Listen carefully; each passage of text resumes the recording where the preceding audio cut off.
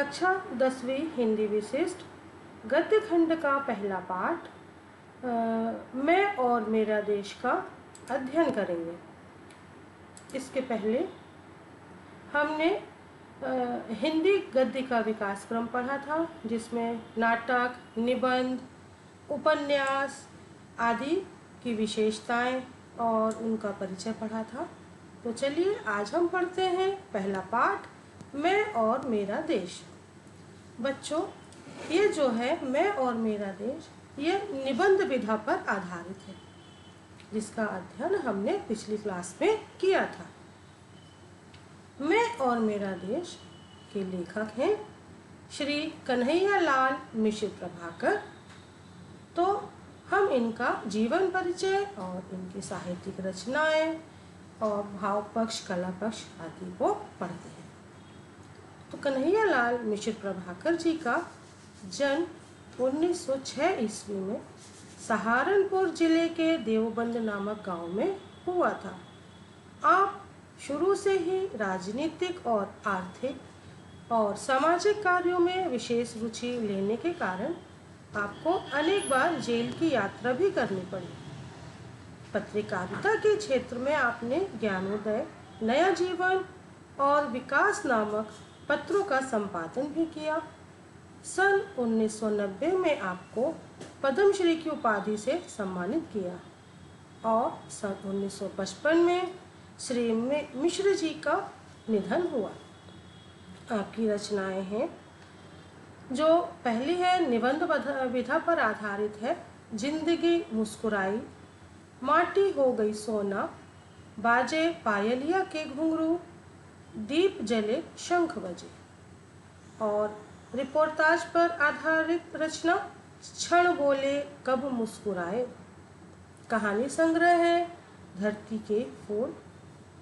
और साहित्यिक विशेषताएं, मिश्र जी ने व्यक्ति और देश के अंतर संबंधों को व्याख्या करते हुए देश के गौरव और सम्मान की प्रतिष्ठा के लिए प्रत्येक व्यक्ति को देशनिष्ठा को रेखांकित किया है।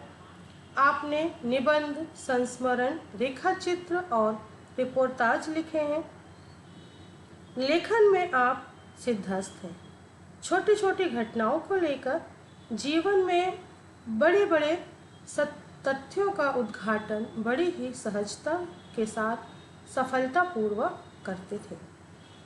आपकी शैली गंभीर विषयों पर सरस और सरल शैली में लिखी गई आपकी रचनाएं सहज ही पाठकों को आकृष्ट करती हैं। दृष्टांत शैली में लिखे गए निबंध सहज और बोधगम्य हैं। आपकी शैली सजीव, प्रवाहपूर्ण, आत्मीय एवं मर्मस्पर्शी है। आपकी भाषा, प्रभाकर जी ने संस्कृत निष्ठ खड़ी बोली हिंदी का प्रयोग किया। तत्सम शब्दों का बहुतायत से प्रयोग भी किया है और जो जनजीवन के लिए सुबोध एवं सहज है। आपका साहित्य में स्थान, मिश्र जी गांधीवादी थे। विचारों की उच्चता, आचरण की पवित्रता और जीवन की सादगी आपके व्यक्तित्व की प्रमुख विशेषताएं हैं। प्रभाकर जी ने अपने वैयक्तिक स्नेह एवं सामर्थ्य से हिंदी के अनेक लेखकों को प्रेरित और प्रोत्साहित किया है। आप छोटी से छोटी बात बड़ी सहजता से कह देने में सिद्धहस्त हैं। मिश्र जी ने गद्य में अनेक विधाओं का समर्थन एवं पोषण किया है। कथा, संस्मरण, रिपोर्टाज और रेखाचित्र जैसी विधाओं के क्षेत्र में आप अग्रणी रहे। हिंदी साहित्य में कन्हैयालाल मिश्र प्रभाकर जी का स्थान सर्वोच्च है। आपने साहित्यिक क्षेत्र में सदैव साहित्य जगत में स्मरणीय रहेंगे। अब देखते हैं मैं और मेरा देश विधा का केंद्रीय भाव क्या है। प्रस्तुत निबंध में निबंधकार ने व्यक्ति के जीवन विकास में घर, नगर, समाज की भूमिका का उल्लेख करते हुए देश के प्रति उसके कर्तव्य बोध को जागृत करने के सार्थक सूत्र प्रदान किए हैं। देश की स्वतंत्रता को मूल्य मूल्यवान माना है। व्यक्ति और देश के अंतर संबंधों को बताते हुए निबंधकार ने देश के गौरव और सम्मान की प्रतिष्ठा के लिए प्रत्येक व्यक्ति की देश और निष्ठा को रेखांकित किया है। अनेक उदाहरणों के माध्यम से इस तथ्य को प्रतिपादित भी किया है कि व्यक्ति जिस प्रकार अपने मान सम्मान और अपने लोगों के प्रति चिंतित रहता है, वैसी ही चिंता उसे अपने देश के प्रति भी रखना चाहिए, वैसा सम्मान उसको अपने देश के प्रति रखना चाहिए। व्यक्ति के आचरण से ही देश के गौरव और सम्मान का निर्धारण किया जाता है। व्यक्ति का चिंतन देश परक होगा तो देश की प्रतिष्ठा भी बढ़ेगी। अपने देश के गौरव को बढ़ाने के लिए निबंधकार ने स्पष्ट किया है कि देश के प्रत्येक नागरिक को अपने भीतर देश के लिए शक्तिबोध और सौंदर्यबोध जागृत करना पड़ेगा। व्यक्ति कमजोर पड़ता है तो देश भी कमजोर पड़ता है। व्यक्ति अपने पर्यावरण को स्वच्छ रखता है तो वह देश के सौंदर्य को बढ़ा रहा है। देश के लिए नागरिक की भी जिम्मेदारियां बनती हैं। उन्हें पूरा करके ही वह देश को समुन्नत और सुंदर बना सकता है। निबंध दृष्टांत शैली में रचा गया है, इसलिए सहज और बोधगम्य है। तो आइए अब हम देखते हैं मैं और मेरा देश। मैं अपने देश में जन्मा था, पला था। अपने पड़ोसी और पड़ोस में खेलकर पड़ोसियों की ममता और दुलार पाकर बड़ा हुआ। अपने नगर में घूम फिरकर वहाँ के विशाल संपर्क कर वहाँ से संचित ज्ञान प्राप्त कर और उसे अपनी सेवाओं का दान दे, उसकी सेवाओं का सहारा पाकर, और इस तरह मनुष्य से मैं बड़ा खड़ा हुआ। मैं अपने नगर के लोगों का सम्मान करता था, वे भी मेरा सम्मान करते थे। मुझे बहुतों की अपने लिए ज़रूरत पड़ती थी। मैं भी बहुतों के लिए ज़रूरत पड़ने पर उनके काम आता था। इस तरह मैं समझ गया था कि मैं अपने में अब पूरा हो गया हूँ, पूरा फैल गया हूँ और पूरा मनुष्य बन गया हूँ। एक दिन आनंद की दीवार में दरार पड़ गई। तब मुझे ये सोचना पड़ गया कि अपने घर पड़ोस, अपने नगर की सीमाओं में ममता, सहारा, ज्ञान और आनंद के उपहार पाकर भी मेरी स्थिति एकदम हीन है।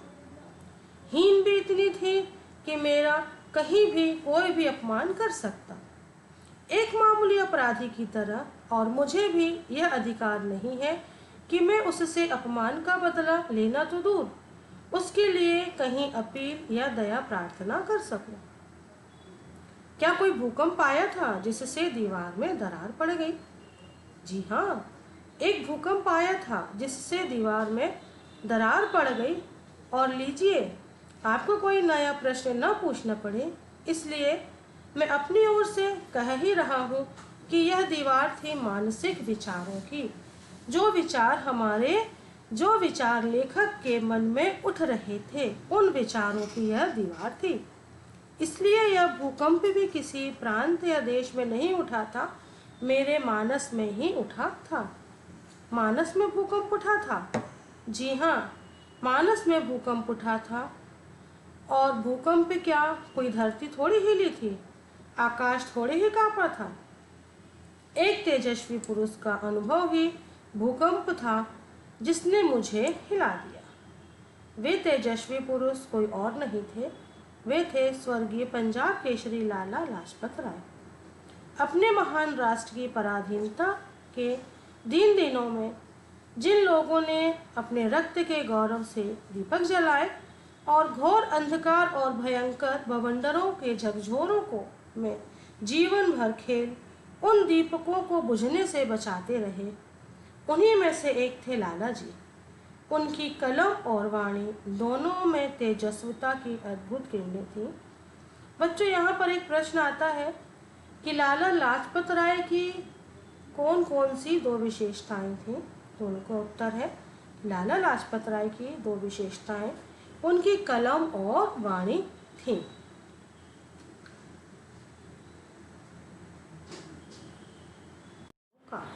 जी हाँ, युद्ध में जय बोलने वालों का भी बहुत अधिक महत्व है।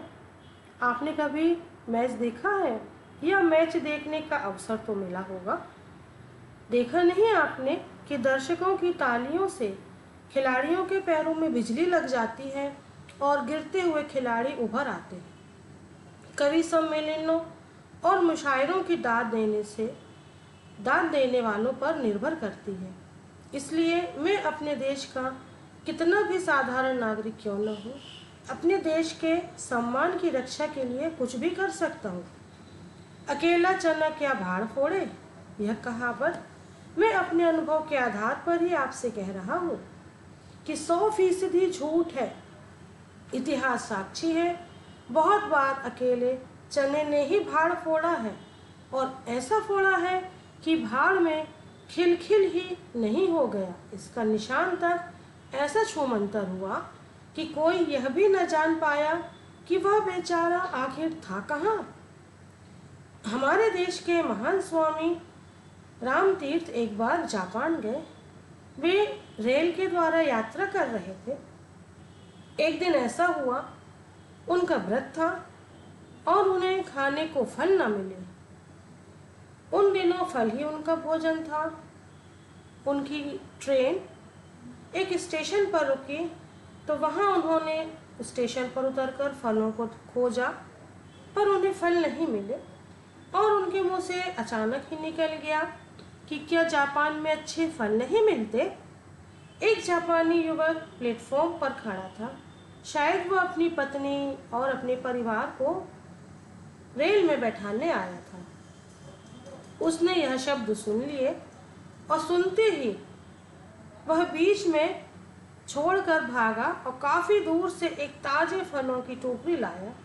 वे फल उसने स्वामी रामतीर्थ जी को भेंट करते हुए कहा, लीजिए, मैं आपके लिए ताजे फल लाया था, शायद आपको इसकी जरूरत थी। स्वामी जी ने समझा कि शायद यह व्यक्ति कोई फल बेचने वाला है। उन्होंने उससे दाम पूछे और उस व्यक्ति ने दाम लेने से इनकार कर दिया। स्वामी जी ने बहुत आग्रह किया कि आपको इन फलों का मूल्य तो लेना ही होगा।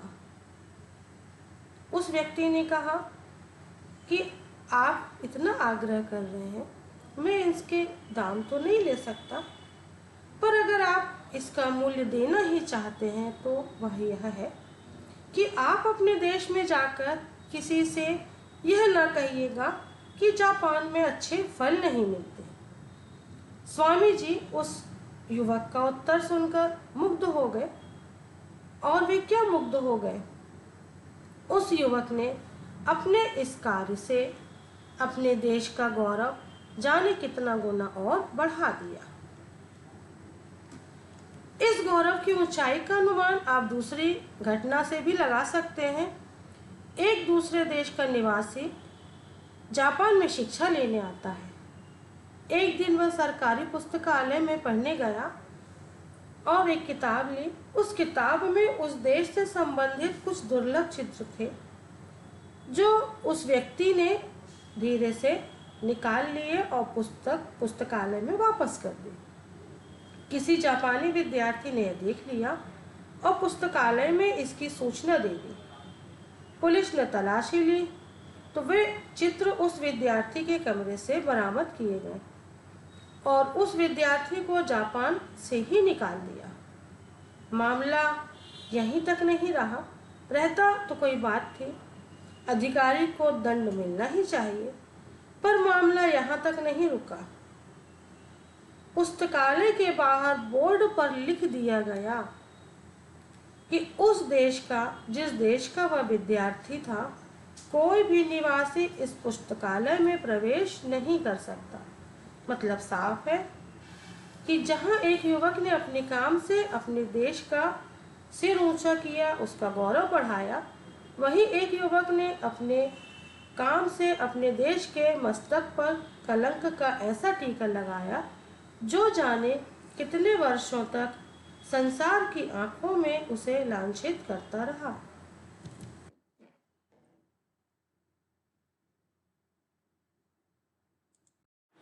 यह स्पष्ट नहीं है कि हर एक नागरिक अपने देश के साथ बंधा हुआ है और देश की हीनता और गौरव का फल उसे नहीं मिलता। उसकी हीनता और गौरव का फल उसके देश को मिलता है। महान कमाल पाशा उन दिनों अपने देश तुर्की के राष्ट्रपति थे। राजधानी में उनकी वर्षगांठ का उत्सव समाप्त हो गया। सब अपने अपने घर को चले गए, पर एक देहाती बूढ़ा उन्हें वर्षगांठ का उपहार लेकर आया। सेक्रेटरी ने कहा, अब तो समय बीत गया, आप वापस जाइए। बूढ़े ने कहा, मैं 3 मील दूर से पैदल चलकर आ रहा हूँ, इसलिए मुझे देर हो गई। बूढ़े के विनय आग्रह करने पर राष्ट्रपति तक इसकी सूचना भेजी गई। कमाल पाशा जी विश्राम के वस्त्र बदल चुके थे। वे उन कपड़ों में ही नीचे चले आए और उन्होंने बूढ़े किसान का उपहार स्वीकार किया। आपको पता है यह उपहार क्या था? यह उपहार मिट्टी की एक छोटी सी हंडिया में पाव भर शहद था, जिसे वह बूढ़ा व्यक्ति स्वयं तोड़कर लाया था। कमाल पाशा जी ने उस हंडिया को स्वयं खोला और उसमें से 2 उंगलियां शहद भरकर चाटने के बाद तीसरी उंगली में वे भरकर बूढ़े के मुंह में भी दे दी।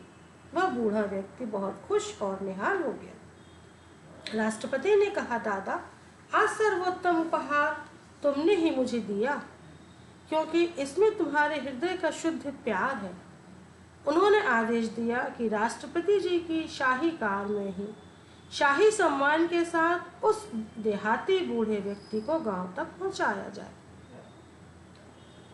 अब आता है सौंदर्य बोध और शक्ति बोध क्या है। क्या आप चलती रेलों में, मुसाफिर खानों में, क्लबों में, चौपालों पर और मोटर बसों में कभी ऐसी चर्चा करते हैं कि हमारे देश में ये नहीं हो रहा है, दूसरे देश में ऐसा हो रहा है, वह नहीं हो रहा है, कुछ गड़बड़ है, बड़ी परेशानी है। साथ ही इन स्थानों में या अन्य किसी तरह की दूसरे स्थानों में आप कभी अपने देश के साथ दूसरे देशों की तुलना करते हो और इस तुलना में अपने देश को हीन और दूसरे देश को श्रेष्ठ सिद्ध किया जाता है। यदि इस प्रश्न का उत्तर हाँ है, तो आप देश के शक्ति बोध को चोट पहुंचा रहे हैं और अपने हाथों देश के सामूहिक मानसिक बल का ह्रास कर रहे हैं। सुना है आपने शल्य की बात। यह महाबली कर्ण का सारथी था। जब भी कर्ण अपने पक्ष में विजय की घोषणा करता, हुंकार भरता था, वह अर्जुन की अजेयता का एक हल्का सा उल्लेख कर देता। बार बार के इस उल्लेख के ने कर्ण में सघन आत्मविश्वास में संदेह की डाल दिया, जो उसके भावी पराजय की नींव रखने में सफल हो गई। अच्छा, अब इस तरह की चर्चा कभी नहीं करते। मैं तो दूसरा प्रश्न पूछता हूँ, क्या आप कभी केला खाकर छिलके रास्ते में फेंकते हैं? अगर आपने अपने घर का कूड़ा बाहर फेंकते हैं या मुंह से गंदे शब्दों या गंदे भाव प्रकट करते हैं, इधर की उधर लगाते हैं, अपना घर, दफ्तर, गली गंदा रखते हैं, होटलों और धर्मशालाओं में, ऐसे ही दूसरे स्थानों में, जीनों में, कोनों में पीक ठूकते हैं, उत्सवों, मेले, रेलों और खेलों में ठेल मटेल करते हैं और इसी तरह किसी भी रूप में सुरुचि और सौंदर्य को आपके किसी काम को ठेस पहुंचती है, तो इससे देश के सौंदर्य बोध को बहुत बड़ी हानि पहुंचती है।